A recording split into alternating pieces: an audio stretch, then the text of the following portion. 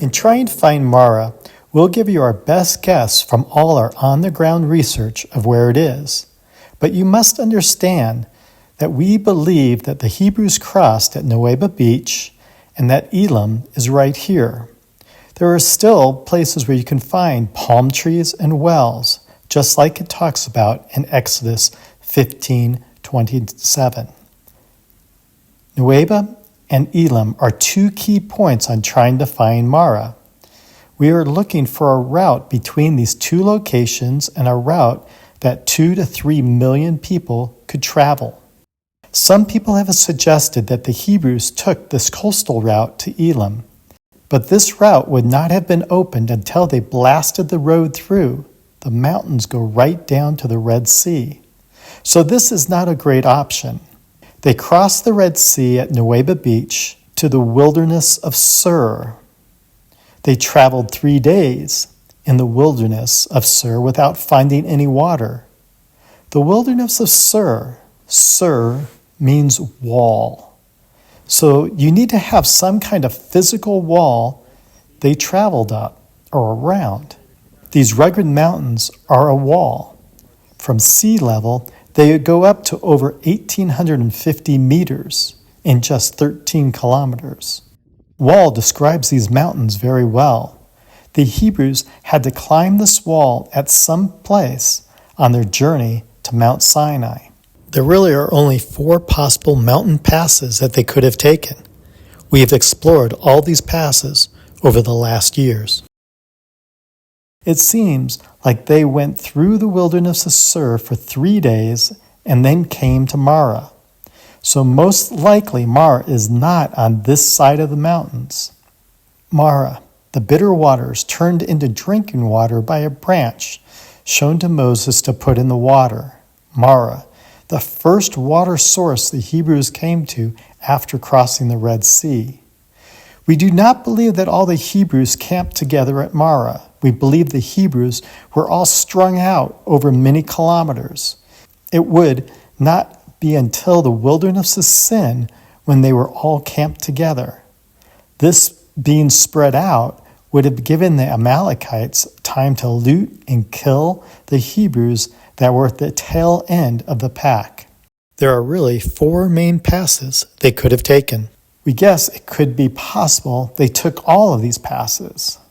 Pass number 1 and pass number 2 are both options, but to see millions of people going up these 2 routes in the condition they are in today would be impossible. Maybe 3,000 plus years ago, the erosion was not what it is today. But today, there would be no way to get wagons and millions of people up these 2 passes. Individuals could make it up these passes, but not in mass numbers. Pass number 4 is a great option.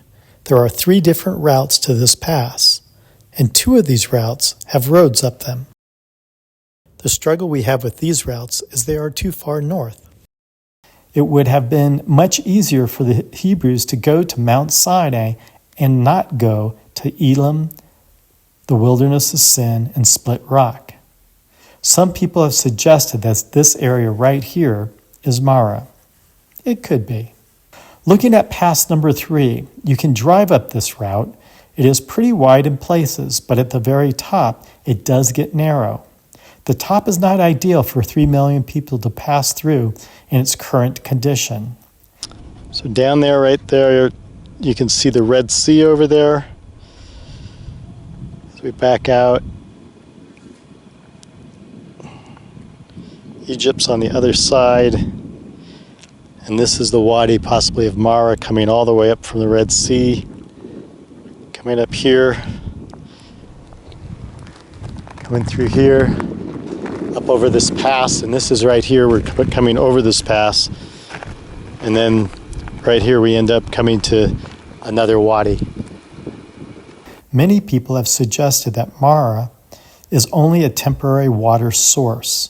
So when there are heavy rains, a pond or a lake could be formed, and then later it might be dried up. There are places like this all over here, and I'm sure we haven't found them all. Some maps suggest that this mountain right here is called Jabal Marah. In this area, we have found petroglyphs like this one that someone has translated as a prayer of thanks for water. There is other petroglyphs like this that we don't know what it says. There is the Moses petroglyph and the calendared petroglyph. Both are specifically mentioned on this YouTube channel. This whole area has many petroglyphs, and I'm sure we haven't found them all. This area is still used for water collection right at the base of Jebel Marah.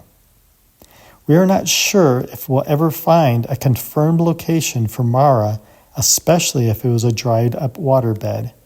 But this water catchment at the base of Jebel Marah, all within 50 kilometers from the beach crossing, seems like a pretty solid position for Marah. But if you ask us why here, it would have to be the petroglyphs that seem to testify most clearly to the Exodus story. So maybe right here is where the bitter waters of Marah were.